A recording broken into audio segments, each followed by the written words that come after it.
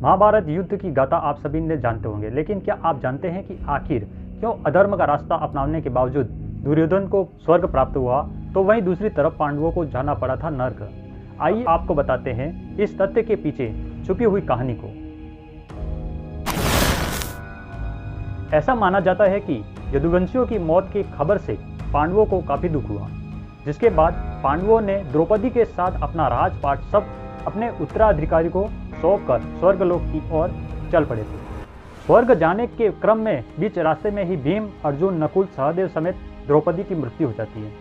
युधिष्ठिर अकेले रह जाते हैं। युधिष्ठिर और एक कुत्ता स्वर्ग के मार्ग पर चलते रहते हैं। कहा जाता है कि वह कुत्ता और कोई नहीं बल्कि स्वयं यमराज थे। जब युधिष्ठिर स्वर्ग पहुंच जाते हैं तो उन्होंने देखा कि उनका भाई दुर्योधन एक बड़े सिंहासन पर बैठा हुआ है और वहां आसपास कोई नहीं था। यह देखकर युधिष्ठिर ने देवताओं से कहा कि मुझे भी वहीं भेज दीजिए जहां पर मेरा भाई और द्रौपदी है। देवताओं ने युधिष्ठिर की बात मानते हुए उन्हें देवदूत के साथ नर्क के मार्ग पर भेज दिया। रास्ते में बहुत अंधेरा था। वह रास्ता बहुत ही ज़्यादा बदबूदार था और आसपास बहुत शव पड़े हुए थे। वहाँ लोहे की चोंच वाले कौवे और गिद्ध भी मौजूद थे।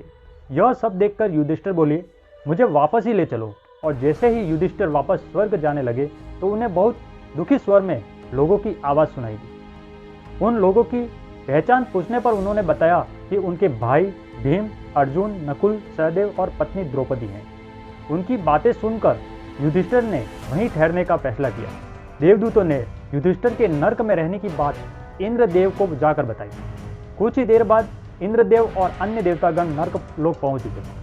देवताओं के वहां पहुंचते ही चारों ओर उजाला हो गया और वहां मौजूद बदबू खुशबू में बदल गई। देवताओं ने युधिष्ठिर को बताया कि तुमने चल करके द्रोणाचार्य को उनके बेटे अश्वत्थामा की मृत्यु की झूठी खबर दी थी, जिससे उनका युद्ध से मन हट गया और उनको मृत्यु प्राप्त हुई। उसी तरह तुम्हें चल से यहाँ पर बुलाया गया था। अब तुम्हें मेरे साथ स्वर्ग चलना होगा। तुम्हारे बाकी भाई और द्रौपदी वहीं हैं।